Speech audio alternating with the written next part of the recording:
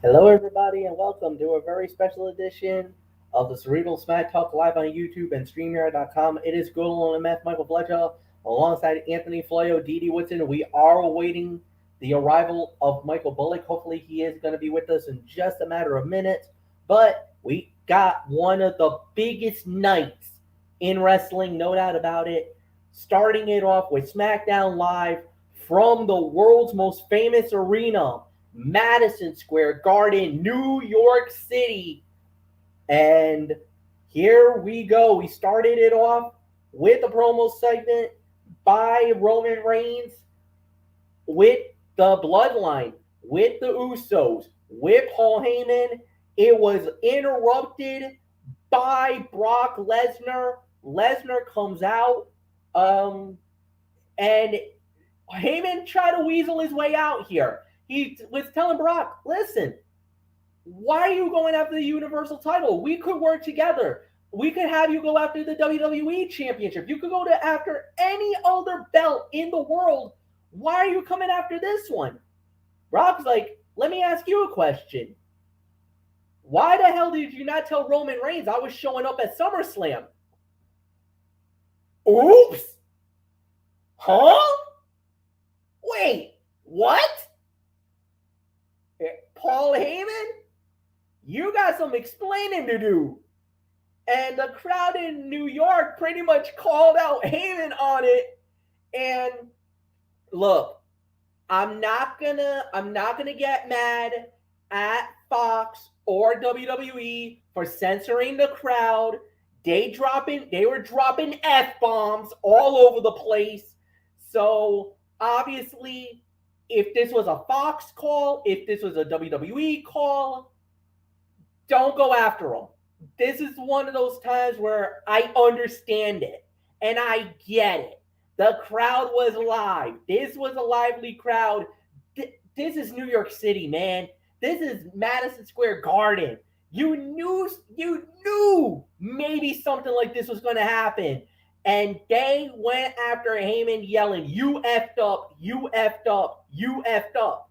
And obviously, you don't want, if you're a person who's part of a corporation, a business, anything like that, that's one thing you don't want to hear. And I get it. Everybody was flipping out. Everybody was going after WWE for the censorship of the fans. Trust me, this is one of those times, if you're a PG show, you don't want your fans to be chanting that. So I get it. This was red hot. This was awesome. I think the bigger shock is that the fans in New York was cheering Roman Reigns. Did you hear that chant? Did you hear him when he tells New York to acknowledge him? The acknowledgement he got? You're supposed to be a heel. You're not supposed to get over in Madison Square Garden like that. Oh my God. Anthony Florio, it's yours. That's what IWC crowds do, man. IWC crowds, they cheer the heels, they boo the faces. What else is there to say? So, but all kidding aside, this was the best segment on WWE television all year, if not longer. The crowd in MSG was red hot for Lesnar. Heyman was perfect as the slimy manager, hedging his bets. And Roman Reigns and the Usos sold the explosiveness of the Beast to perfection. Just a great bit of business that set the stage for the impending title match, which you have to imagine will probably go down in Saudi Arabia. Wouldn't be surprised if they save it for that. October 21, the date, Crown Jewel. It also furthered the Roman Reigns, Paul Heyman soap opera and teased potential involvement by Brock Lesnar later in the show when the Usos defend their SmackDown Tag Team Championships against the Street Profits. A beautifully constructed segment that makes the viewer wonder why WWE isn't capable of presenting television like it with more regularity. So, I don't know what else there is for me to say on this that hasn't been said already. Segment of the night, and you heard what I just said. So there isn't much more to say. Phenom Michael Bullock, come on in. What a way to start off SmackDown in Madison Square Garden. Roman Reigns, Brock Lesnar, the Usos, Heyman. Best segment I've seen on television all year. Yeah, this was definitely one of the best segments I've seen all year. I mean, I mean, it's good to see Brock Lesnar back. And yeah, I mean, basically wanting answers on why he didn't tell Roman that he was going to show up, and it looked like he was going to F5. He was going to F5 Paul Heyman, but the Usos made the save. But well, they paid for it when they got the crap beat out of them by Brock Lesnar, and they still had a title match later on in the night. So yeah, there's really nothing more to say for me. This was the segment of the night. Dee Woodson, it's yours. Yeah, definitely the segment of the night. Yeah, Heyman has a lot of explaining to do. He's sitting here riding the fence. This is a good way to open the show. They did a great job, having the family versus Lesnar. But in the past, we've always been negative on Lesnar, and here everybody's saying we're glad to see Lesnar back. And for me, I like the new look. I think he looks better now. He definitely is carrying himself better. He's definitely taking good care of himself while he's been out. So this definitely is going to be a match that it's going to be for the ages when these two finally lock up. But yeah, Heyman's in the middle of it, and right now he's trying to keep his loyalty to Roman, but we're just going to have to see how much rope that he can hang himself with, because I have a feeling that's what it's going to end up being. Is Heyman's going to end up hanging himself, and he almost did tonight when he almost got the F5. So not much more I'm going to add. It's yours, Fletch. All right, and then we got into the first fight of the evening, a 10-man tag.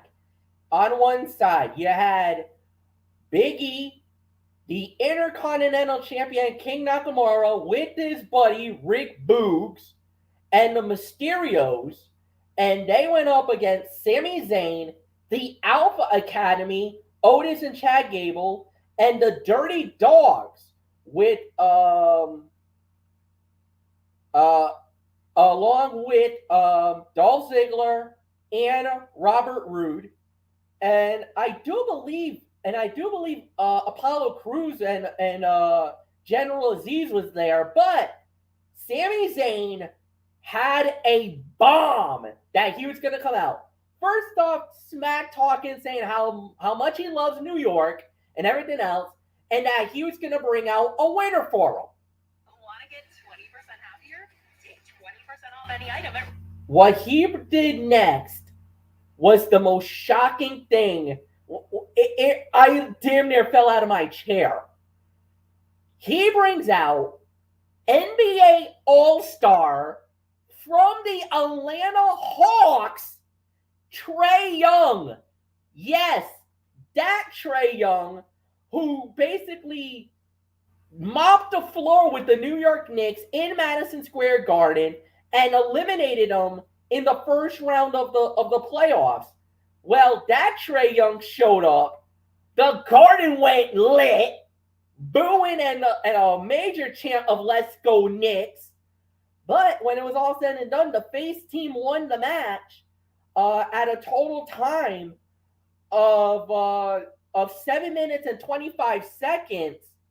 Anthony Florio, it was yours. As an NBA guy, because you are the voice of the NBA, Trae Young back in Madison Square Garden, back to the scene of the crime. Oh, did he get a warm reception from the Garden crowd? that infamous spitting incident that went down during the playoff series near the end of May and the early June. Game 1. If I remember, I think it was game 1 when the spitting incident happened. I believe you're right. I know it was one of the games in New York, but yes, MF is right. The Atlanta Hawks beat the New York Knicks 5 games, first round of the playoffs, and that catapulted the Hawks all the way to the Eastern Conference Finals this past season before losing to the eventual NBA champion Milwaukee Bucks. And But anyways, yeah, Trae Young, what a moment here.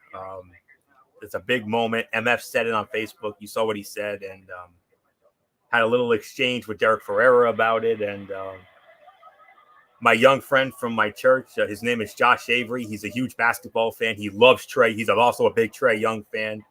And I'm sure when I don't know if he watches wrestling, but if he does, when he gets word of this, I'm sure he's gonna freak out too, because he's a big Trae Young fan. I know that for a fact. The many chats I've had with him recently. But anywho, getting to the business at hand, which was the match, I can only give this about 2.5 stars. Matches like this in front of a hot crowd always work, even if there was not nearly enough time for everyone to shine or every feud involved to be addressed. The crowd was into everything, and the addition of Trae Young to the mix enhanced the reaction. Big E getting the win and the spotlight was exactly what this needed, and intensifies the idea that he may be ready to cash in his Money in the Bank briefcase sooner rather than later. The teases have been fun to this point, and keeping Big E in front of cameras will be of the utmost importance to the success of his eventual cash-in. And I believe when he cashes in, he's not going to be one of those handfuls that have failed. I believe whenever he cashes in, whether it's against Roman Reigns or as some of the rumors have suggested, maybe even Bobby Lashley, I don't know. But regardless of the fact, I believe someday very soon, Big E is going to be a world champion. Will he be the Universal? Will he dethrone Roman for the Universal title and his reign of terror? Or will he end the reign of terror of the Almighty? We'll have to wait and see. So, and you heard the big announcement. WWE calling a major audible this evening. Bobby Lashley, Randy Orton, WWE Championship, TD Garden, Boston, Monday night. Possibly we could Big E end up invading TD Garden? We'll have to keep an eye on that, folks. So that's all there is to say on that. So I'll give this about 2.5, maybe 2 3/4 at best for this. When it comes to the matches, this was definitely the worst fight of the night, but it was default the worst fight of the night, even though it was not remotely bad at all. Just a little rushed. That's all there is to it. Typical cookie cutter 10-man tag, with everybody playing their hits, So the only downside is we didn't get to see Pat McAfee get down with King Nakamura and Rick Boogs. Great to have Pat. And speaking of great to have Brock Lesnar back, it's also great to have Pat McAfee back on commentary. So great to see him back. Couldn't have picked a better night to do it. So not much more to say here. 2.5, 2 3/4. Michael Bullock. I mean, yes, it was the worst fight of the night, but it was not remotely bad. But Trae Young, though, wow, you want to talk about mainstream media attention? Yeah, this definitely got the attention of not just the media, but basically all of New York, and not in a good way. Yeah, the last person I'm sure they wanted to see was Trae Young, and boy, howdy, they were not happy to see him, and they were happy that he eventually got ejected from the Garden. So, yeah, 2.5 stars, and by there's really nothing more to say. 2.5 stars, and I mean, I thought this was the worst fight of the night, but not as bad as what we originally thought. So nothing else to say. Dee, what's in it? Yours. Yeah, I can pretty much agree. So you guys said pretty much everything. So I'm not going to add too much more. So it's yours, Fletch. I'm gonna agree with the 2.5 stars. I thought this was a solid match. I love the promo by Big E after that gives the illusion that Anthony alluded, sooner rather than later, maybe Boston TD Garden Monday night. I mean, why would you pull the trigger on them doing the match this early? Because this was originally scheduled for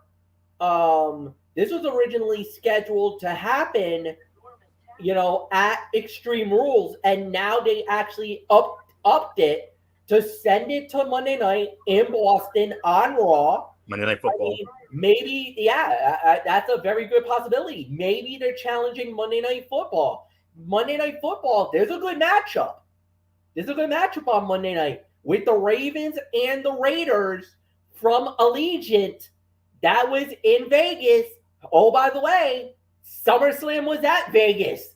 So maybe there's a connection there. Maybe they want to try to peel away some of those fans.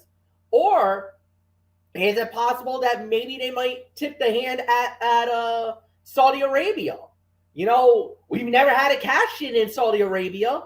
Why not? We've seen a couple of titles change hands. As a matter of fact, 2 times the Universal Championship has changed hands in Saudi Arabia. We never thought it was ever going to happen. We never thought a title was going to change hands.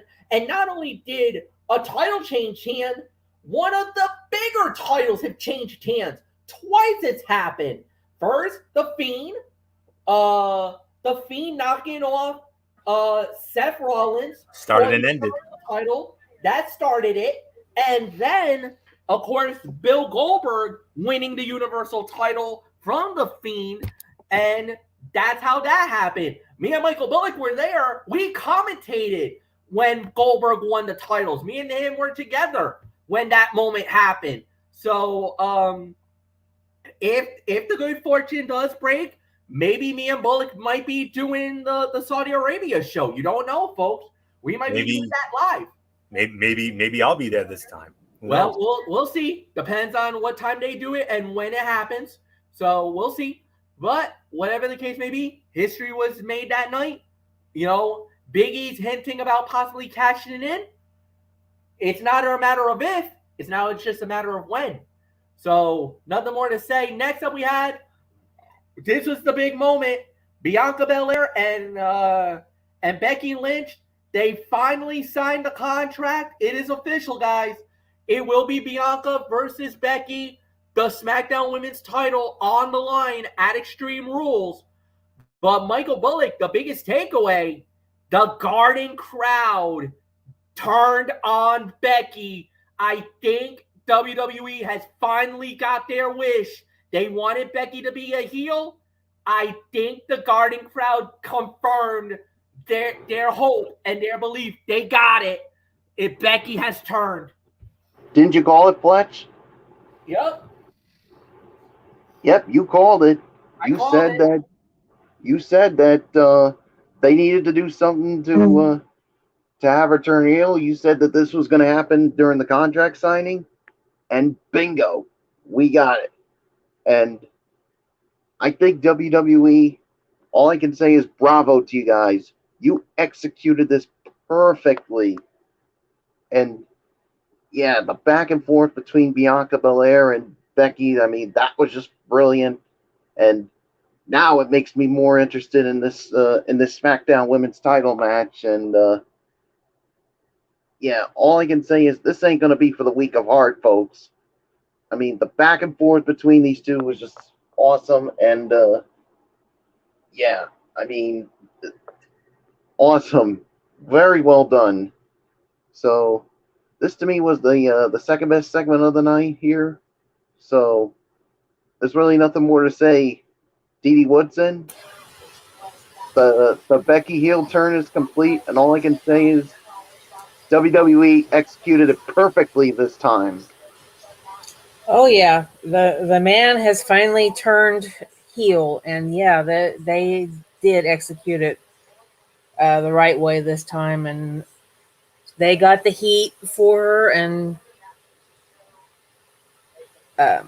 I think this was a better baby face for her to turn on than what we had last time. I mean, you know, the fans have always been behind Belair, and you know, she did carry the division during the worst part of the pandemic here that we've had lately. So yeah, I mean, it's time for them to show, you know, what Becky can do as a heel, but also at the same time show what Bianca can do against the competitor and the caliber of a wrestler that Becky is. So this definitely is going to be one of the be a man fights for the ladies. So yeah, not much more I'm going to add. This definitely was a great segment. So it's yours, Fletch.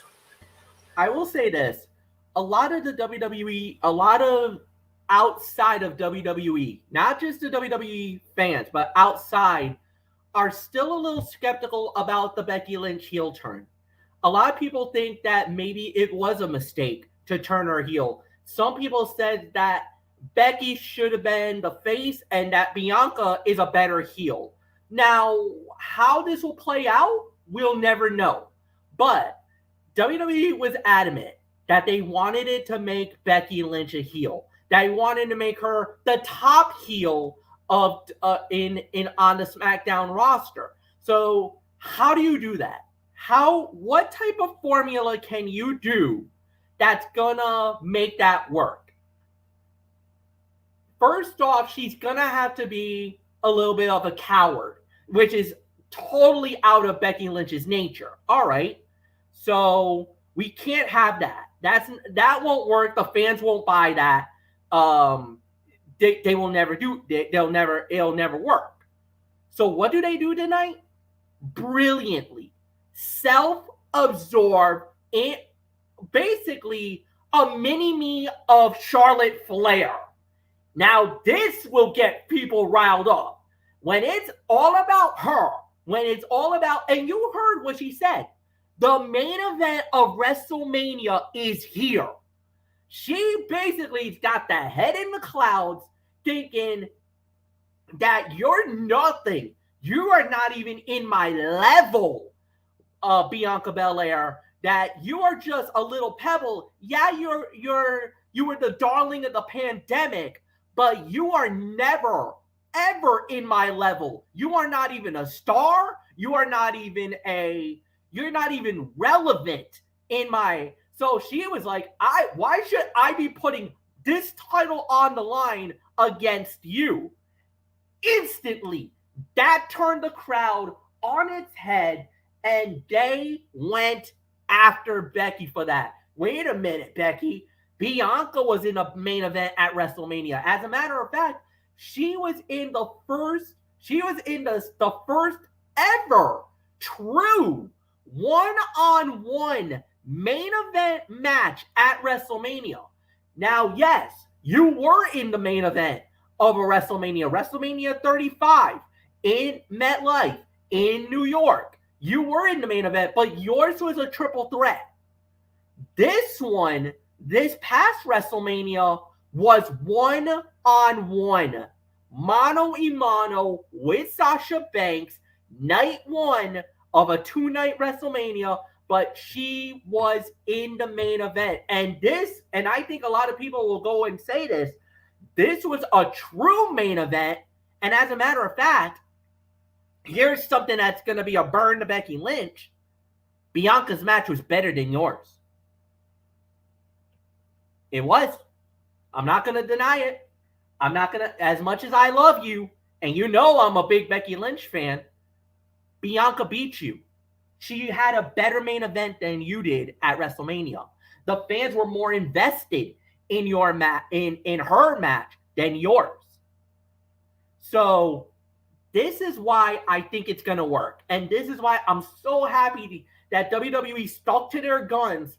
But the thing is, they played the role correctly. They rolled her out better than they could have done. And just like Anthony Flair, how you were saying about, if WWE did more of this, they would be in a lot better position than they are right about now. And here's another reason why. Because of the fact that they just took the most notorious babyface, the biggest name in WWE, and they have successfully turned her heel in a spectacular fashion. Now, this is also credit to Becky being an incredible individual, that she could work the angle and work her magic to make people believe that she is a dirty, rotten heel, that you would love to see her get her comeuppance. But if you saw Anthony tonight more than ever before, look at the attitude. Look at the wardrobe. Look at the actress. She's not the man anymore. She looks like a Hollywood actress that is basically getting to a point where you're just like, no, we do not like you. Boo this woman. Never thought I'd see the day. I never did. I mean, 2 years ago, 2.5 years ago, 3 years ago, she was the most ridiculously over woman in the women's division, hands down. No one even came close to her. Nobody.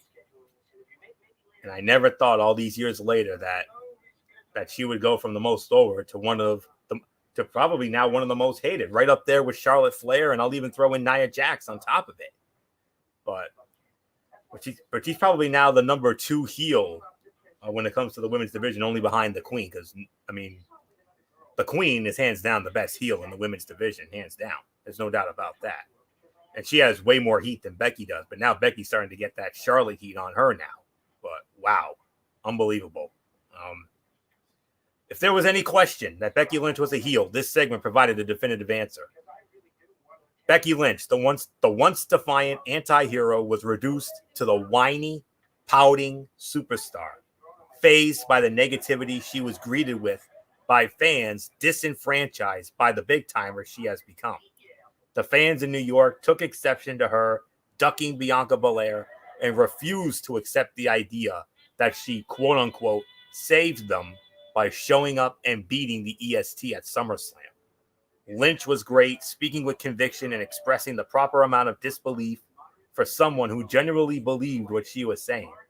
Fans should be excited at the prospect of a true heel turn, the likes of which were derailed the last time she tried because of their love for her. This go around, she appears hell-bent on making them feel differently. And I think tonight they definitely finally took that step. And I called it. I said that they were going to cement this heel turn, and sure enough, they did, and then some. And that's going to make the match at Extreme Rules even more compelling than it was already.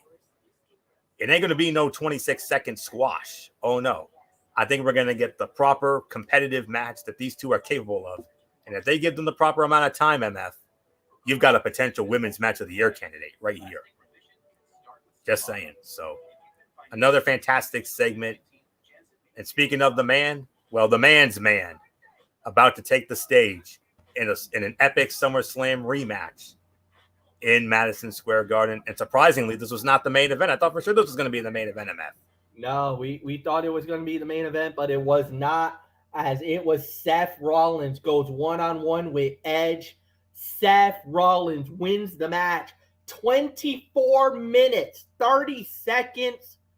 Dee Woodson, what a match. Yeah, this was definitely an awesome match. They did a great job.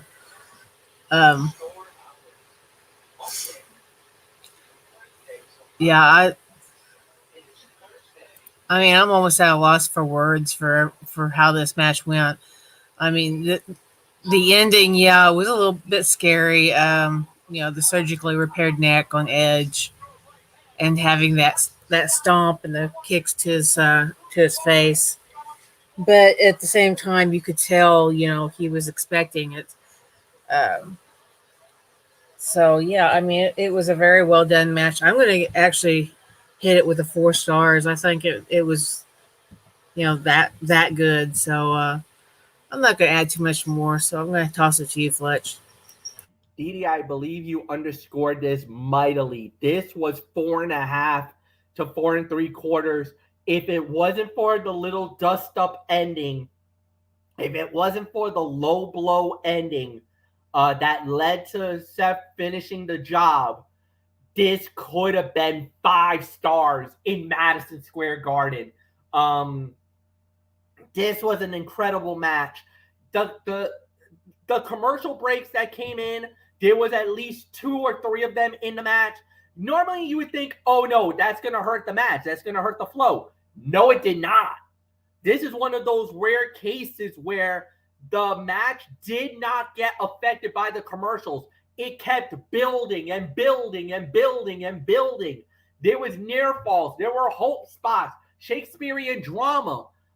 up until the moment when Jessica Carr got caught in the turnbuckle, got caught in the rope in one of the corners, and Rollins low blows Edge, kicks him right below the belt, and then you saw a super kick, a second, a third, a fourth, and then finally the curve stomp for the 1-2-3. I love the way that they played it after with the interview saying what got into you, and he didn't even know what, like, he's like, I don't know. That is interesting to watch. That's an interesting storyline down the line. As far as Edge goes, all I know was that it is the traditional line that WWE has done many, many times before. Edge has been taken to a medical facility in New York. They will never disclose what hospital unless there was a legit injury. But he was taken to a medical facility, and we do not have any update as we speak. What this means, Booking 101 or WWE Logic, Edge has been written off from TV. He will be out for a little while, probably going on vacation, or they just want to give Seth something different. Edge, get well. You did great. We'll probably need you again at the Royal Rumble in January. That's when I think we'll probably see him again. Give him the rest of the time off. Probably will not see him for the rest of 2021. He probably comes back in 2022, good to go, ready for some action, and maybe get a little retribution on Rollins. So end the storyline here. Perfect way to end it. 4.5 stars, 4 3/4. This could have been 5 if it wasn't for the dusty finish. Anthony Florio, it is yours. I'm going to meet MF and Didi in the middle here. 4 1/4 to 4.5 for me. I think 4 3/4 might be a little bit of a reach, with all due respect, but I think 4 1/4 to 4.5 is the appropriate rating for this. This was definitely the fight of the night. We all knew it would be. Like I said, I'm still flabbergasted that this wasn't the main event, but they had other plans, obviously. But anywho, but we ended up getting a big payoff there. But anywho, Seth Rollins and Edge delivered another strong match that was a step below their SummerSlam outing, but featured the necessary outcome. If the goal, by the way, keyword if the goal is to complete the trilogy, perhaps as soon as Extreme Rules, maybe Saudi Arabia, though the stretcher job after the match suggests the Rated R superstar may go away for a bit, like MF said. Edge broke out everything that worked for him in Las Vegas and took a page out of Rollins' book by using one of his longtime finishers against him. In the end, it was Rollins' resilience and a calculated low blow that earned him the win. The repeated attacks to the head and neck in the closing moments of the match, which included several kicks to the face and the aforementioned curb stomp, showed a relentlessness and willingness to go to unimaginable depths by Rollins that should help propel his character forward. Now, this wasn't plucking someone's eye out in some over-the-top horror movie fashion. This was cold and heartless, and the despondency with which he answered Megan Morant with. Rollins has been great since the move to Smackdown, and this continued his impressive run. As for Edge, he is as good as ever, and probably a little better. It's amazing to see what he has been capable of since returning to the ring. His recent performances inch him up the list of the best wrestlers ever, and that is not hyperbole. Absolutely not. Fight of the night, 4 1/4 to 4.5 for me. Michael Bullock, I think the SummerSlam match was just a smidgen better, but this was just as good. 4 1/4, 4.5 for me. Yeah, 4 1/4 to 4.5 for me. I mean, the SummerSlam match was just a bit better, but not to take away from this match here. I mean, this was just another really good match, and basically, I mean, this sealed Seth Rollins as probably one of the most heinous people out there. I mean, especially after what he did to Edge. I think this will definitely keep Edge away for a while, and maybe bring him and probably be done for the rest of this year, and we won't see him until 2022. So, what's next for Seth Rollins? We'll just have to wait and find out. So, there's really nothing more to say. Fletch, it's yours. All right, and then right after that, we do have our next match. Then it led us to the main event, as it was the Usos versus the Street Profits. SmackDown Tag Team titles on the line. Street Profits wins the match in 15:25 via disqualification due to the interference by Roman Reigns. It looked like the Usos were about to lose the belts. Like, the Street Profits had the titles won. It was there.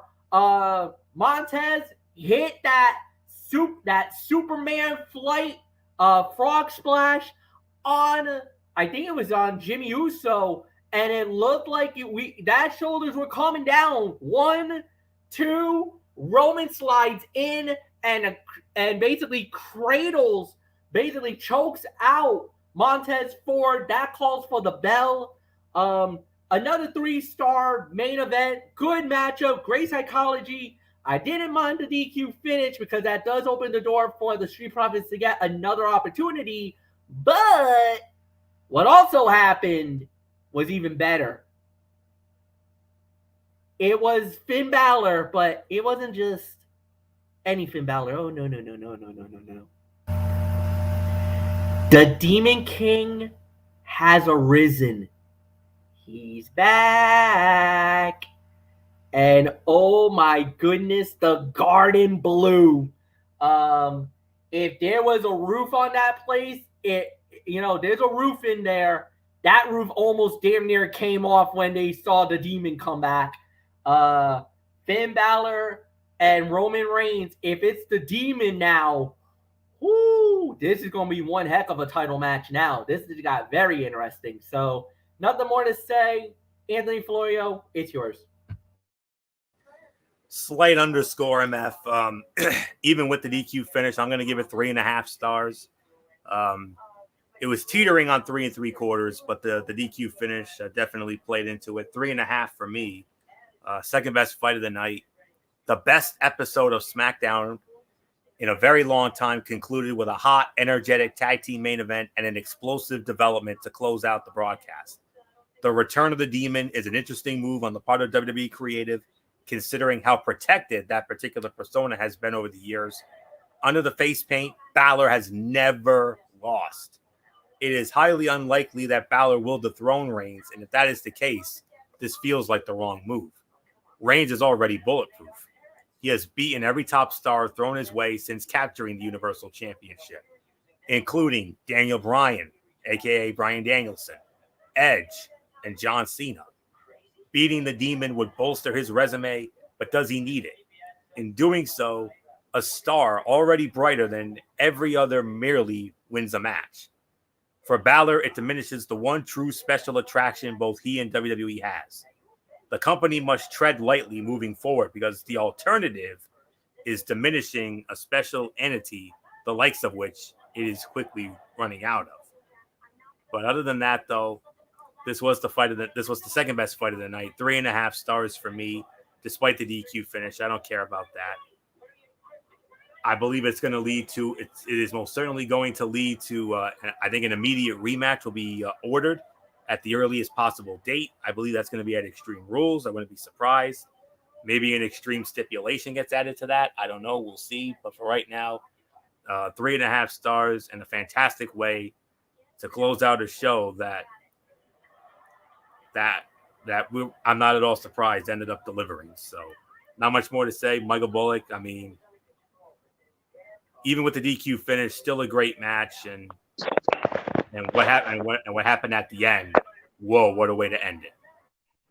Well, yeah, 3.5 stars for me. I mean, this was the second best fight of the night here, even with that DQ finish. Yeah, I think the Profits will get their rematch at Extreme Rules because they did win by disqualification. And for Roman Reigns, you're not going to be facing Finn Balor. You're facing the Demon King for the first time in I think over 2 years. the Demon King rises again. And remember what Finn Balor says. When he gets pushed too much, something inside him comes out, and that is that Demon King, and that's one you do not want to screw with. And if Roman Reigns thinks he's going to have an easy bout at Extreme Rules, because you awoke something inside Finn Balor that could come back to haunt you, but we'll have to wait and see. So, yeah, second best fight of the night, and definitely a great way to close out the show with the return of the Demon King. So, nothing more to say. Dee Woodson, Demon King is back. Oh boy. Oh yeah. Turning himself into something that he might regret later on. Oh yeah. Definitely. He's definitely going to end up regretting it in the end. And yeah, we have the Demon King back. We had, we've had the teaser. Last week the red light flashing, that was the teaser, and then all of a sudden, it happens this week, and I mean it was just awesome to actually see the new look of the demon, and to see him come out, because it's been so long since we've had that persona of Finn's come out. He went to NXT, and the demon disappeared for that whole reign that he was over there for. He comes back to SmackDown, and the first storyline he gets into, boom, we now have the Demon King, because it's more than just Roman Reigns who's ticked him off. I mean, you've had Corbin, who came out to try to steal his thunder on the contract signing. You had Cena, who actually did steal his thunder at the contract signing, and now all this. So yeah, I mean, he's had a lot going on there that he needs to rectify. So yeah, it was good to see the Demon King back. Great to see how this is going to play out. The match itself, I'll agree with the rating. It was a very good match. So yeah, not much more I'm going to add. It's yours, Fletch. Anthony Floyo, you lead off on the overall review. 2 years to the day, September 10th, 2019, the last time we saw a WWE show in Madison Square Garden. It was a Tuesday night. It was SmackDown Live. And that show was the Drizzling Expletives, if you know what I mean. Drizzling Expletives that night. But that was 2 years ago. This show tonight was anything but the Drizzling you-know-whats. This was far, far better than the show we had 2 years ago tonight. 8.5 to 9 out of 10 is my rating for this. I could consider this the best SmackDown of 2021, and why not? I didn't see anything on this show that sucked. All the matches were good. The segments were good. You throw in the Balor surprise at the end with the demon and everything else. Red hot crowd, commentary, top notch once again. Now that McAfee's back, and yeah, couple of things could have gone better, but it is what it is. But other than that, I hardly have anything to complain about here. The best SmackDown of 2021, and it put that Garden show 2 years ago. It's a big time shame. That show was a 1 out of 10. This show tonight, like I said, 8.5 to 9 for me. Fantastic show. MF, SmackDown, take a bow. Well done. And I don't know what else there is to say. So, Michael Bullock, 2 years ago, the SmackDown that was there absolutely sucked. The lone highlight was The Undertaker choke slamming lame Duckman to hell. But on this night, we had nothing but highlights. Nothing on this show sucked.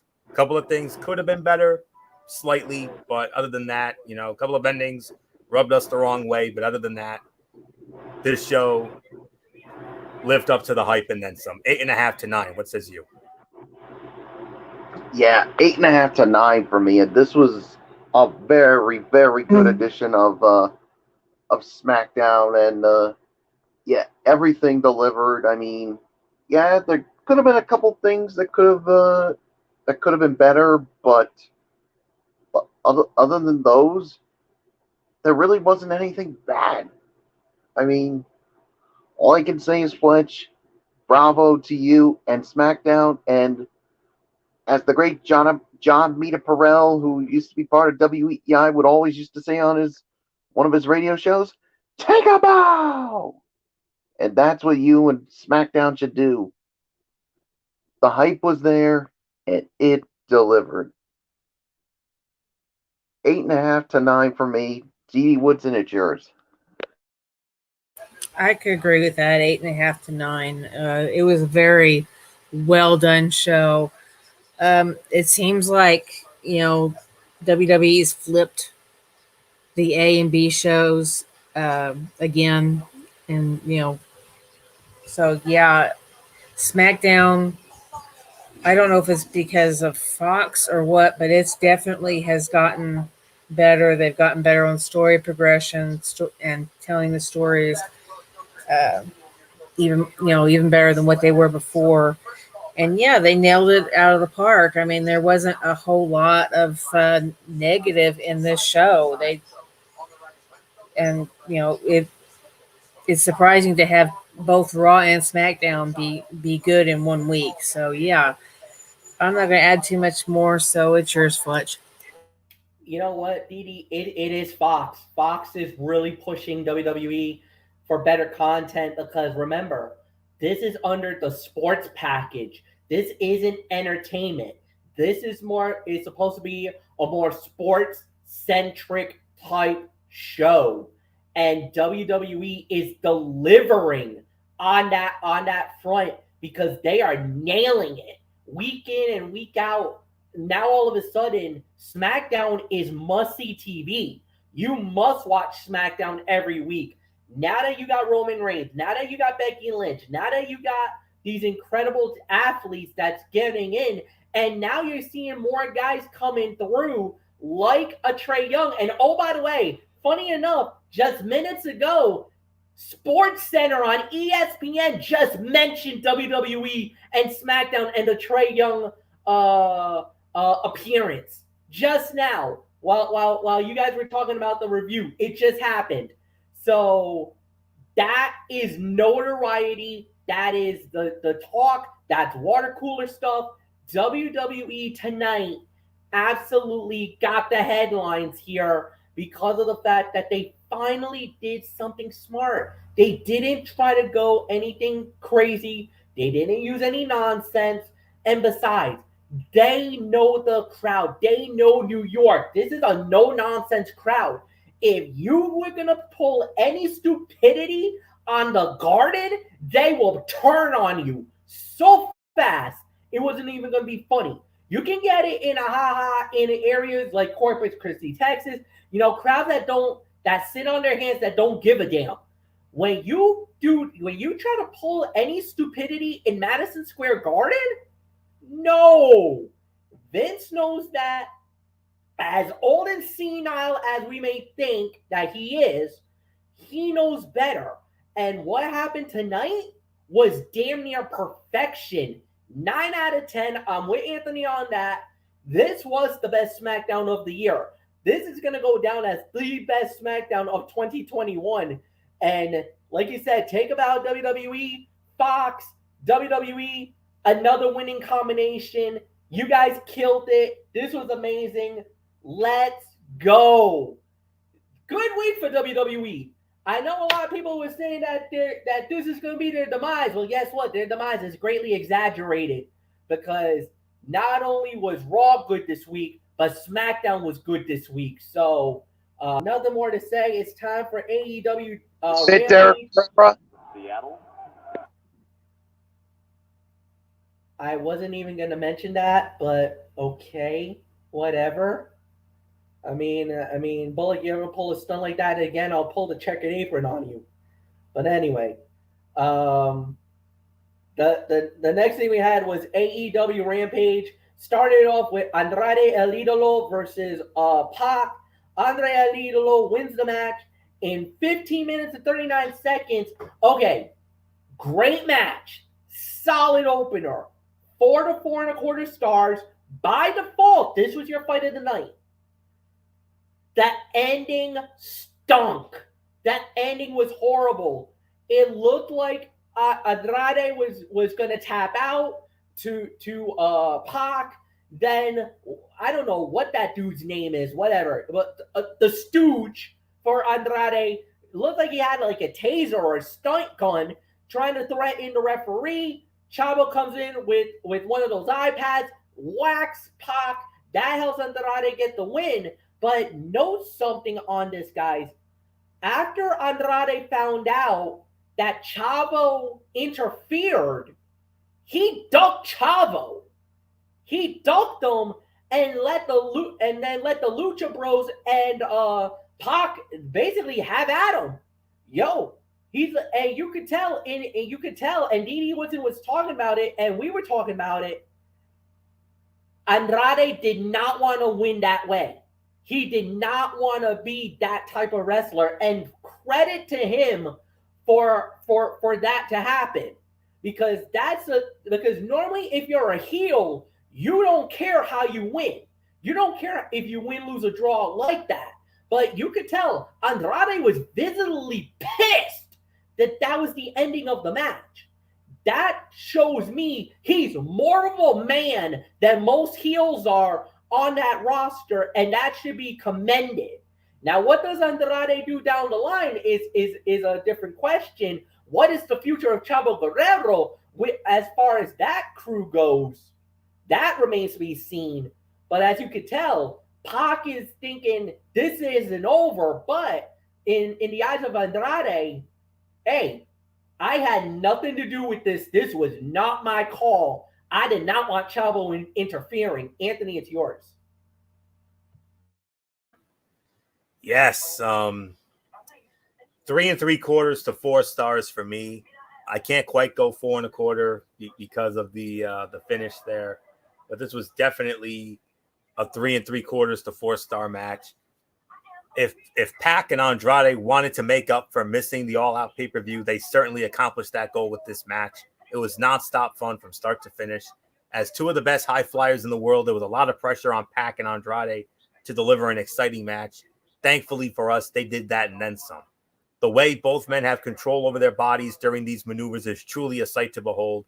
The finish was dirty, but Andrade is a heel, so it makes sense in that regard. Let's hope we see more from these two in the future. And as far as what's going on with Chavo Guerrero, well, I think it could be the beginning of the end of that partnership. And Andrade could be getting a new advisor, a big-time advisor, according to some dirt sheets that I've read. I don't want to give too much away, because if these rumors are true, whoa. You want to talk about a game changer and business picking up? It will pick up and then some if this ends up happening. And but like I said, I'm not giving too much away. You got to see it for yourselves, folks. So not much more to say here. 3 3/4 to 4 stars. Fight of the night by a mile on this show. So not much more to say. Michael Bullock, this is a proud pop-up moment for you, because these are two of your former NXT champions, and boy, howdy, did they deliver. Yeah, they certainly delivered. I'm going to give it 4 stars. I can't go 4 1/4 because of that. The crappy ending, especially with Chavo Guerrero. And yeah, I mean, Andrade, I mean, like you said, this was a great match, but Andrade was not happy with Chavo Guerrero. This was Chavo basically pulling a Ren and Stimpy, you idiot moment. And basically, Chavo was not happy. I mean, the Lucha Bros and Pac beat the crap out of him. And Andrade's like, you know what? I don't want anything to do with you. You're getting exactly what you deserve because look what you did. Now people are going to look at me and say, like you had to take a cheap way to win. And Andrade, he's like, this is not the way I wanted to win. I wanted to win it my way without any kind of interference just to prove that I can beat Pac. So, yeah, Chavo got his comeuppance, and yeah, so yeah, there's really nothing more for me to say except Dee Woodson, it is yours. Yeah, Chavo definitely got his comeuppance. I mean, he's still under the Eddie Guerrero philosophy that you lie, you cheat, you steal. Well, Andrade did not want to do the lie, cheat, steal uh, motto. You know, rest in peace, Eddie, for it. But Chavo's going with good old Uncle Eddie here, and Andrade's like, I want to clean win. I want to do it my way, not your way. And I don't know who the Stooge is either, but he had a taser in hand, and it definitely was a very huge distraction for Chavo to come in with that iPad, and that definitely was not what Andrade wanted. He did not want these guys to get involved at all. So I definitely agree with y'all on the rating. So it's your selection. All right, and then right after that, we did talk. Well, the next thing that we did have was a 6-woman tag, as it was Riho, along with Chris Statlander, and we also had um, Ruby Soho, and they went up against Rebel, not Reba, Jamie Hayter, and the AEW Women's World Champion, Dr. Britt Baker, DMD. And when it was all said and done, the face team wins the match in 9 minutes and 25 seconds, as it was Ruby Soho with the victory. Anthony Florio, it is all yours. I think it's safe to say, MF, Bullock, and Didi, and I'm sure you'll agree with me on this. Wouldn't you agree that Ruby Soho has done more in her first week in AEW than she did in all her years in WWE? Agreed. I mean, I think it's harking back to the days of the independent scene when she was Heidi Lovelace. Like I'm looking right at her. Yeah, I second it too. I mean, yeah, Ruby Soho definitely done a lot more in her first 2 weeks, or first week in AEW than what she's done during her time in WWE. Because AEW is making her look so much better, and this is how she should have been booked in WWE. Amen. Well, she's got a lot more freedom now. I mean, you don't have Vince and the other stooges that work for him saying, well, you have to do it this way. And so, she's out there doing what she wants. And, the band that performs the song gave her the name, they gave her the song, and just said, go for it. And, her being a big punk band fan, that she went with it. And, she's doing, the best work that I think anybody has seen her do. So, yeah, I mean, totally. And not only that, but you even alluded to it, Didi. A lot her move set. A lot of the times, WWE waters down the move set for what an athlete is allowed to do. Where in AEW, as you notice, you see them they push the envelope sometimes with their moves. That you think, oh my God, they're gonna kill themselves one of these days. No, they're giving her she's got free reign on what the movesets can be. So whatever move she does in that ring, it looks flawless. It looks like she's not being restricted like she was. Yeah. And Tony Khan, you can tell if you listen to any of his interviews he's done on Busted Open, you can tell that he is 100% behind her, and Very good to hear. he's giving her, as much free reign with it as he can. I mean, he welcomed her in with open arms. He said, here, you're going to go for this, and she won the match at the pay-per-view. Now she's getting her chance with Britt Baker, and I think this is going to be a time where she's going to shine, and it's going to be bigger than anything she's done with WWE. And I mean, you go in and look at the tweets. Even Liv Morgan is sitting there, rooting her friend on, and I hate to see that Liv is still over here in WWE and she's getting the same treatment that they had when they were a tag team. And, she starts to get the push and then they back off again. Then she starts to get another push, they back off again. And here, Ruby's gone over to AEW and she's got that push plus more. So, yeah, I'm hoping one of these days we can get some of the other ladies over there that can have that opportunity just like Ruby did. Absolutely. So with that being said, I just wanted to get that off my chest. But this was about 3 stars for me. This was a decent match, but it may have had too many moving parts for the amount of time it had. If this had been a 2-on-2 tag bout, it might have been a bit better.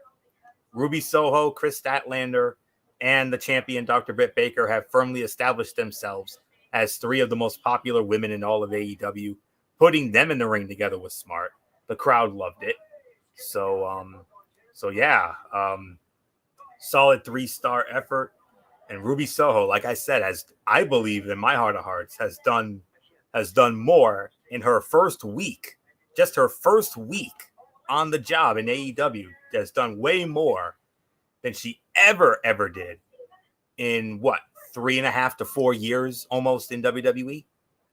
Late 2017, with when the Riot Squad came on board, SmackDown Live, the whole 9 yards, and then went to Raw and everything else, and put her in ridiculous angles and storylines, and never got that one shining moment. But oh boy, she's gotten in and then some. She wins the Casino Battle Royale.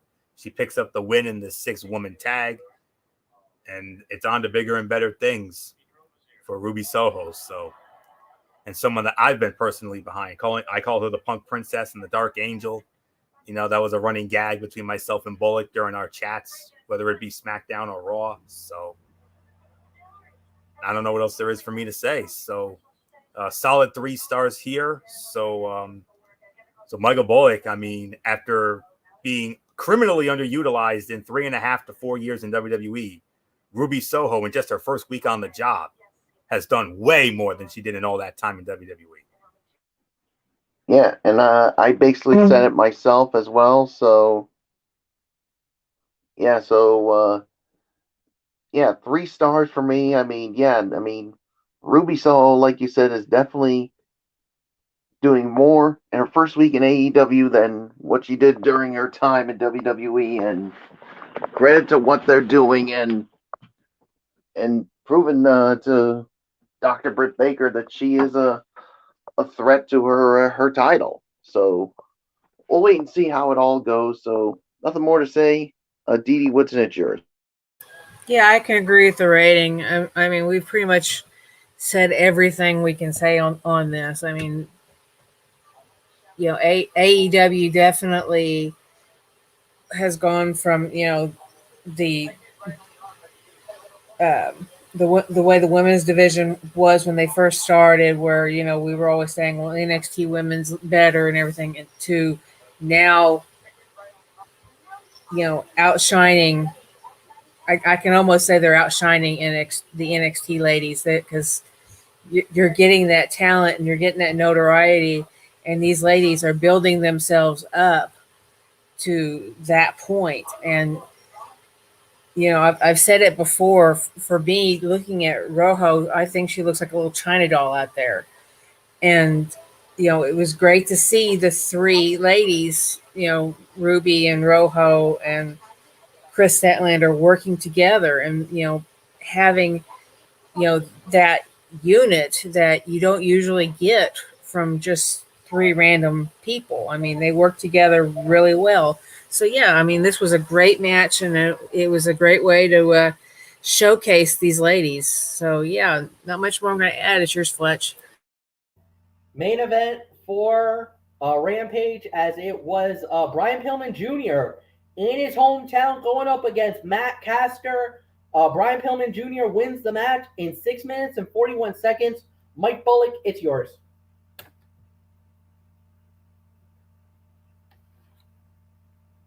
Yeah, I mean, I thought it was a fine match for what it was to basically close out this edition of Rampage. I'll give it about 2.5 stars for the rating for this. I mean, it's good for them to basically put the hometown boy over, and obviously Max Caster's partner for the Acclaim. Basically, they try to make it 2-on-1, but the other hometown boy, John Moxley, came to make the save. So yeah, there's really nothing more to say. Dee Woodson, it's yours. Yeah, this was definitely a great way to end Rampage. Yeah, they let the hometown boy shine in a way, and celebrate with his family and everything. And I love the references they made to his dad, and even using his dad's nickname, Lion Brian. It was great. I would say it was a great little tribute that they had tonight for Brian Pillman, with his son, and this was a great showcase for him, because we've seen him mainly in the tag scene. This was a great single showcase. So yeah, I can say it's probably 2.5 to 2 3/4. So yeah, it's yours, Fletch. 2.5 stars for me. It was a solid main event. Nothing overly special. This was one of those rare times that you had a better, the match was a lot more better than expected. But at the end of the day, it was fine for what it was worth. There was really nothing more to add. So yeah, Anthony, it's yours. 2.5 to 2 3/4. This was a good match, full of fundamentals between two of AEW's young up-and-coming superstars. It had a little too much interference at times, but that just made Pillman's win feel more earned. Caster and Bowens taking him out after the match only for John Moxley to make the save was a nice twist. Griff Garrison seemed like the obvious choice, but Mox sent the crowd home happy, which makes sense, Cincinnati, the whole 9 yards. This is the kind of Rampage we can expect going forward. It will usually be 3 decent matches and a few quick interviews mixed in. It's a good game plan for a 1-hour show. So 2.5 to 2 3/4 of a star. So I believe it goes back to MF for our overall reviews. I think Bullock started it, right? Yeah, Bullock started it. Dee Woodson, you get to start off on the overall review for us. Yeah, this was a awesome show, I thought, tonight. Rampage definitely has set up their show the best way you could do it. You have it evenly distributed between match and segment / interview, and hearing some of the legends out there actually doing the interviews, like Mark Henry, and it's awesome to see that. And to the show was very well done tonight. We had some really pretty good matches, and they all had decent amount of time. Yeah, you get shenanigans in there. You get some of these guys pulling stunts, but in the long run, you are getting a very well done and very well placed story. And, you know, where WWE doesn't seem to work it all out and have that long term plan, AEW, that's what they have. They've worked out, you know, this is what we're going to do for however many months or weeks it is, and then we'll move you on to the next thing. But like I said, also they let them have a little more freedom. They get to say more what they want. They get to do more what they want, and you know it's awesome to see that we have a company that, even though Vince thinks is not a legitimate threat, is thriving. Now has 2 televised shows and a couple of internet shows, and brings in all these other companies. And you know that's what wrestling's all about. You want to welcome in the other companies. You want to, you know, build basically a foundation of, you know, the fact that these guys, no matter what company they're in, they're all family. You know, how many times have we seen, you know, one of the wrestlers pass away and every show pops up something on it in a tribute? I mean, these guys are family, and seeing AEW open that door to bring in TNA, to bring in AAA, New Japan, you know, whatever, it's awesome to see, because it just proves right there that, you know, this is a family, and this is a, you know, and between Dynamite and Rampage, these guys are doing an awesome job. And, you know, so I have nothing negative to say about it. I'm going to give Rampage also a really high rating. I'm going to give it 8.5 to 9. I thought it was, you know, they hit it out of the park. So not much more I'm going to add. Hopefully we'll see you guys Monday night. Good night. Good night, Dee Dee. Oh boy, she makes a lot of valid points.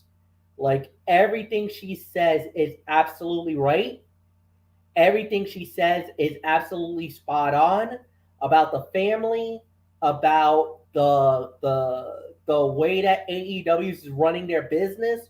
Without a doubt, she's absolutely right that everything that they've been doing, at least when it comes to the standpoint, has been amazing, has been awesome, has been great.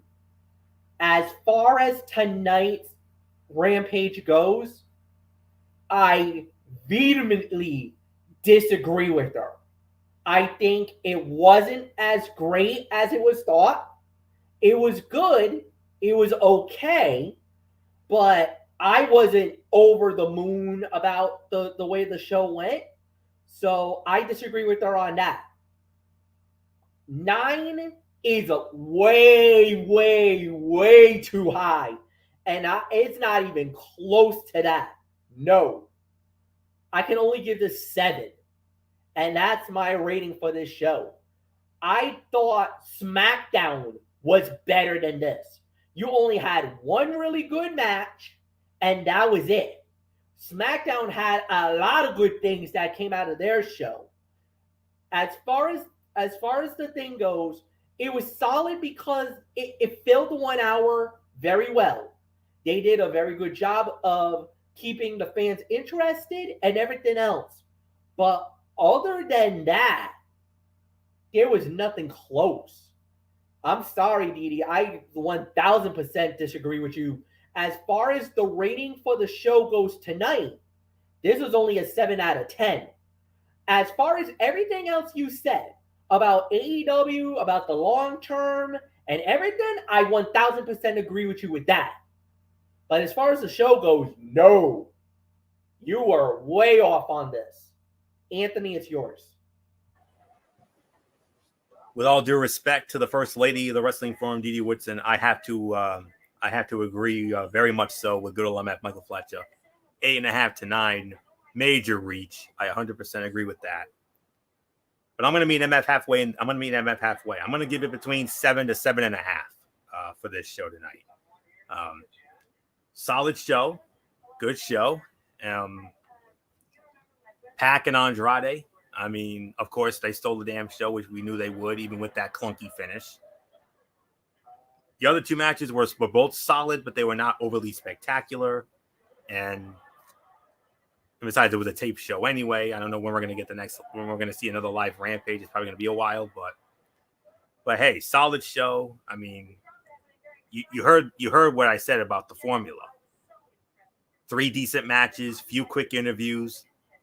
That's all the good game plan you need for an hour show. So for me, this was 7, teetering on 7.5 for me. I agree with MF's rating 100%. Didi, that was a major reach. So not much more to say. Michael Bullock, take it home. Yeah, 7 to 7.5 for me. I really, really disagree with Dee Dee Woodson's rating. It was a major, major reach, but you know what? I think it's easier for us to say that with her leaving than basically with her here, because yeah. So you get the rest of that, but yeah, the Andrade and Pac match stole the show. The other 2 matches were fine. So yeah, there's really nothing more to say. Take it home, Fletch. All right, and we are done. And then tomorrow night, guys, we're going to do it for the first time this season. It is the jump off of the NFL Saturday. What time? 10 o'clock. We'll go 10. We'll do it 10 p.m. So 10 o'clock, Good. We'll do it. 15 games, including the Patriots and the Dolphins. We got some good matchups. We got Kansas City and Cleveland in week 1, and we're going to cover it all. We're going to go from end to end. Who we like, why do we like them? We'll go from there. And then Monday night, we do it all over again with Ridiculously Raw with Anthony Florio. This time we're covering Monday Night Raw from TD Garden, Boston, Massachusetts. Another hometown turf of WWE. We're going to have a big show. So we do have it, and we'll go from there. Thank you, Michael Bullock. Thank you, Didi Woodson. Thank you, Anthony Florio. Thank you, guys, as always. Like the video if you leave a comment. Share with all your friends on all the social media platforms around the world. Have a good night, everybody. We'll see you guys tomorrow night.